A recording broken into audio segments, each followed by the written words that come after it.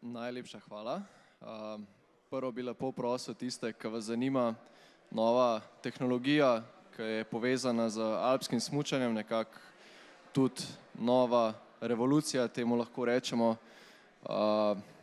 Z fakulteto za elektrotehniko smo to skupaj razvijali zdaj že 4 leta in zadevo pripeljali do zadnjega prototipa, kater vam lahko zelo lepo demonstrativno prikaže, kaj alpsko smučanje je in pa če se vse zmožno.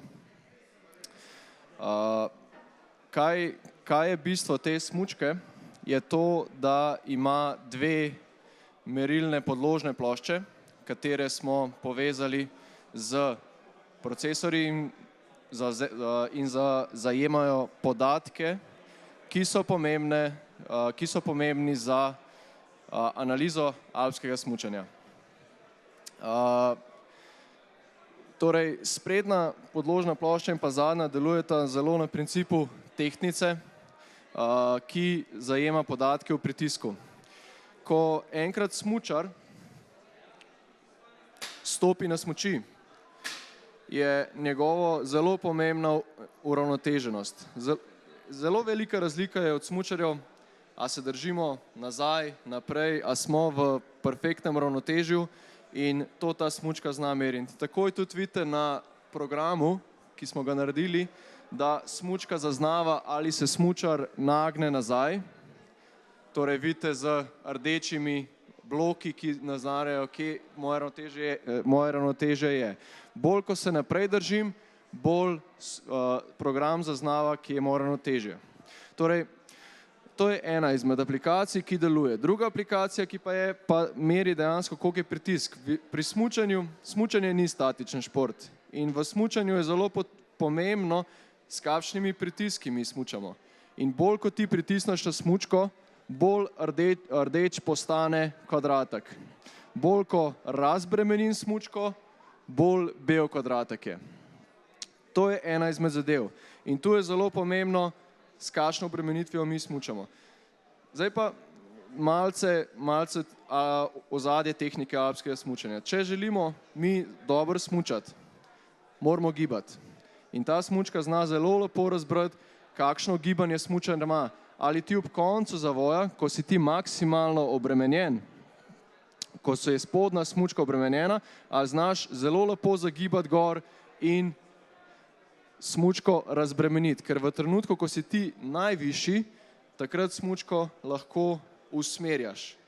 Če ti tega nisi zmožen narediti, potem boš težje smučal. Sam program, ki smo ga naredili, zna meriti zelo veliko stvari. Poleg tega ima tudi IMU senzor, s katerim merimo nagib. In ta nagib smučka zaznava. In vidite recimo zdaj ob levi smučki, jaz sem zdaj zavojal v desno, in na levi smučki vidite, da je obremenjen robnik leve smučke. Torej, z temi senzori lahko zaznavamo, s kakšnimi nagibi povprečno smučamo. Torej, naredimo neko vožnjo in od 15-20 zavojev naredimo povprečje in dobimo, s kakšnim nagibi smučamo. Lahko izmerimo tudi maksimalen nagib, ki nam bo potem pomagal razvozlati določene stvari. Smučka sama kot taka meri tudi število zavojev, torej, če vas zanima, lahko konec dneva pogledate, koliko zavojev ste naredili. Zdaj, kaj je v smučanju še pomembno? Če hočemo imeti pravilno tehniko smučanja, je zelo pomembno, po kateri smučki se smučamo. Ali se smučamo po zunanji smučki ali po notranji. Pravilna tehnika je, da vedno stojimo na zunanji smučki in jo obremenjujemo. Saj samo z obremenjevanjem zunanje smučke lahko spodnjo smučko bolj upognemo in s tem naredimo krajši zavoj. In zadeva, program na smučki deluje tako, da izmeri procentualno v levih in desnih zavojih, koliko stojimo na zunanji smučki in notranji. To je en izmed podatkov, ki je zelo, zelo pomemben za napredovanje v tehniki. Bolj kot bomo stali na zunanji smučki, lažje bomo izpeljali zavoj. Druga zadeva, ki je ravnotežje. Torej, rekli smo, ravnotežje, naprej, nazaj. Zdaj pa eno vprašanje za vas. Kaj mislite, kje je ravnotežje pri smučarju bolj ranljivo? Naprej, nazaj ali levo, desno?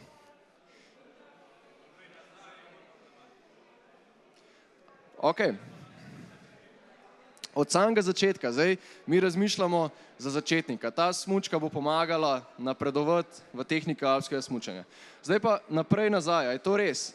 Smučar začetnik, jaz se zdaj naprej nagnem. A bi jaz zdaj brez smučke, brez pancerjev lahko stal? Ne? Torej, kaj pa če se jaz zdaj tukaj nagnem takole, pa se zdaj spustim jaz z roko, bom padel, ne? Torej, kjer ravnotežje je problematično? Levo, desno, točno tako. Torej, mi se zavedamo, da začetnik smučar izkorišča to pancer in pa smučko in se zato zelo velikrat nazaj nagne in tako lahko smuča. Kako pa on v bistvu rešuje problem na začetku ravnotežja levo-desno? S kakšnim položajem smuči? S kakšnim? Tako, torej on postavi bolj narazen. Bolj narazen, ko jaz stojim, bolj sem v uravnotežju in to je zelo pomembno in tudi to lahko smučka zaznava. Zdaj recimo, če pogledamo na programu, vidimo, da sta z rdečo črto obremenjena notranja robnika in takrat, ko vidimo tak položaj, vemo, da smučar je začetnik. Torej, zelo lepo iz tega lahko vidimo. Druga zadeva. To je za začetek. Potem recimo za učenje nadaljevalne tehnike je pa zelo pomembno v vhodu v zavoj. V vhodu v zavoj je kaj pomembno? Da zelo hitro stopimo na spodnjo smučko. Torej, če jaz zdaj posimuliram eno vrsto zavoja, moram jaz zdaj, če bom šel v desno, mora prvo zasvetiti rdeča lučka. Torej, ko jaz naredim to, ste videli, da prvo je bila leva smučka obremenjena, potem pa desna. Torej, to je nekako vse se da zaznavati in analizirati tehniko. Druga zadeva, kar v Elanu želimo, ne samo to, da bomo ponudili nek nov produkt, takega produkta podobnega še ne obstaja in tudi mislimo, da dolg časa še ne bo. Tukaj je zelo veliko problemov, ta produkt je izpostavljen zelo nizkim temperaturam, vlagi, snegu in pa močnim vibracijam in pa pritiskom. Zato mora biti zelo robustno narejen in pa seveda tudi ne samo torzijsko stabilen, ampak tudi upogibno dovolj prost. Smučka je, dajmo temu tako reči, element, ki se upogiba. In če se ta zadeva upogiba, mora dihati. Torej plošča sama kot taka je zaznamovana, da ne zavira tega upogiba. Ker želja je, ko ti znaš smučati, da je smučka, kar se le da, enakomerno upognjena, da naredi perfekten zavoj po robniku. Ok, zdaj, kaj pa je naša želja? Želja, tako kot sem rekel, da ponudimo en produkt, ki ti da neke podatke. Vsak od nas ima telefon, pametni telefon in s pametnim telefonom mi lahko zmerimo zelo veliko stvari. Od hitrosti, povprečne hitrosti, koliko višinske razdalje smo mi presmučali, koliko dolžinsko smo presmučali. Torej zelo veliko podatkov, ampak mi s tem produktom smo se osredotočili zgolj in izključno na parametre, ki jih navaden telefon ne more posredovati. In to je tista prednost naša, ki nas v bistvu ločuje od ostalih uporabnikov in pa proizvajalcev smučarske opreme. Tako, zdaj ena stvar, kar bi še poudaril, je to ravnotežje naprej nazaj. To smo rekli, ko se mi smučamo, idealno, kje je ravnotežje? Spet vprašanje za vas. Kje je idealno ravnotežje? V sredini. Pa mislite, da ko se jaz smučam, da sem skozi na sredini, pa samo to delam. Mal naprej, mal nazaj. Kdaj si naprej? To je v bistvu tako vprašanje, ki je zanimivo, ker smo ga zmerali in dejansko na vhodu v zavoj. A smo naprej ali nazaj? Kaj je idealno? Naprej. Točno takrat, ko ti razbremeniš, dvigneš boke in potem postaviš kolena in jih nagneš noter.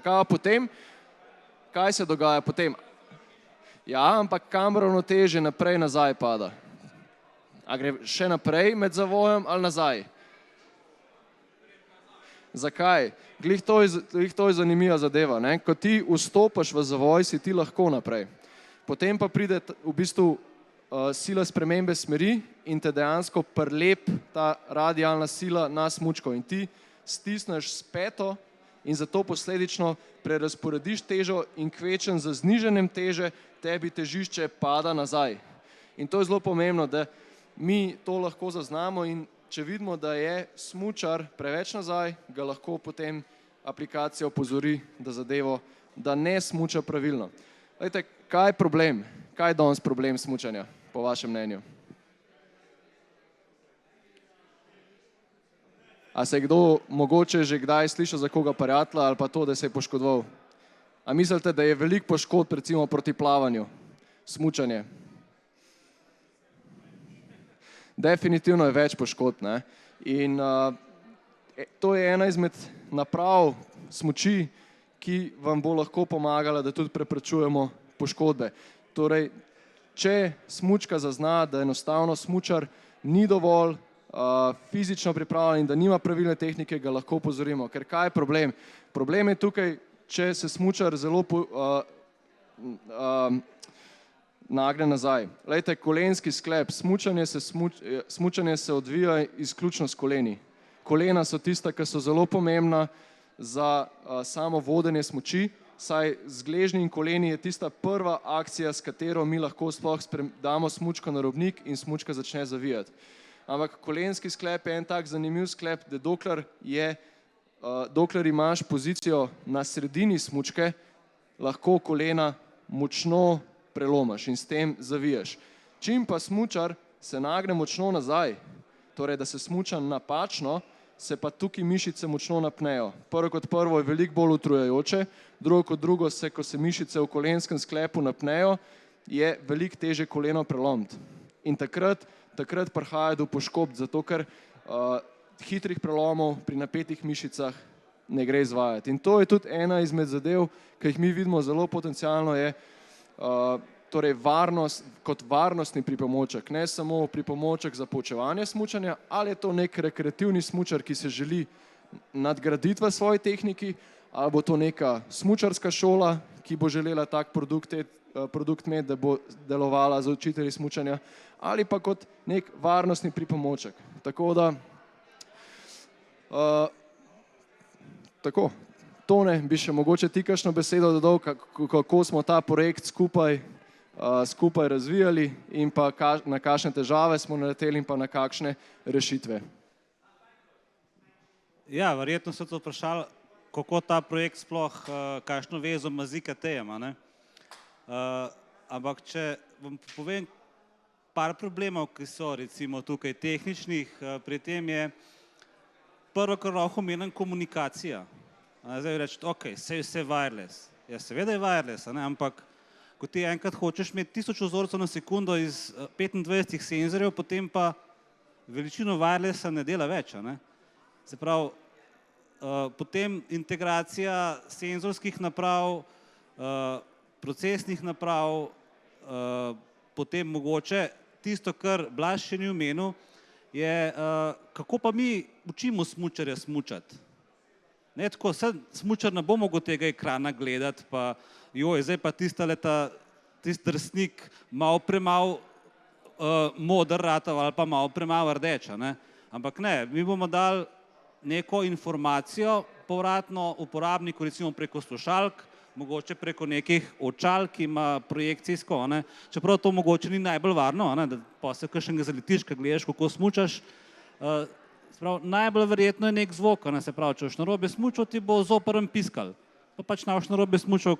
Ali pa recimo, ko bo sistem zaznal, da se mogoče utruješ, se pravi, da začneš bolj nazaj smučati, pa da si počasnejši rato, da so tvoji odzivi počasnejši, bo rekel, daj pet nam rekel glih na pir, ampak na kakšen sok,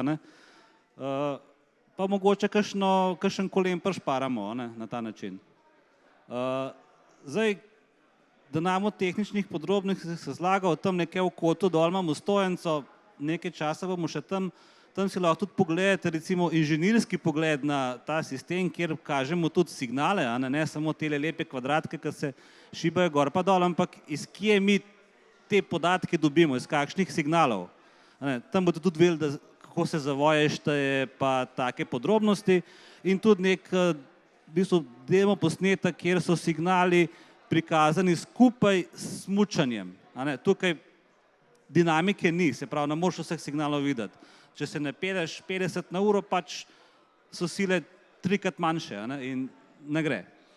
Tako da, kogar še kaj zanima, tam ne ste vabljeni, pa še malo poglejte. Če ima pa kdo nogo 42 do 43, pa lahko tudi proba tole tam nekaj. Tako imamo pač to štiman. On je ta glavan, on ima toliko veliko nogo, to je to. Ja, jaz bi samo še poudaril, da je sodelovanje z laboratorijem bil zelo produktivno, zelo dosledno in zadeva z našega vidika, z podjetja Elan nimamo nobenih težav in jaz mislim, da pač produkt bomo razvili do konca tega leta, tak je plan, je pa ta zadeva, tako kot sem omenil, predvsej kompleksna in nova na trgu in tako lansiraš nov produkt na trg, so običajno je zelo veliko vprašanj in pa predvsem komu to prodati. To je, paleta je zelo široka, tako kot sem že prej omenil, od smučarske šole do nekih naprednih smučarjev ali do začetnika ali pa potem tudi v kakšnih izpolnjevalnicah smučarske opreme. Tako da iz našega vidika vidimo tudi en potencial v tekmovalnem smučanju, sami ste videli, da zelo veliko podatkov smučka iz nas meriti in to lahko pomaga potem tudi tekmovalcem, ki želijo izboljšati tehniko smučanja. Tako da vabljeni tamle do stojnice, tam bomo vam lahko še podali kakšne podatke in pa informacije. Tako da hvala za enkrat.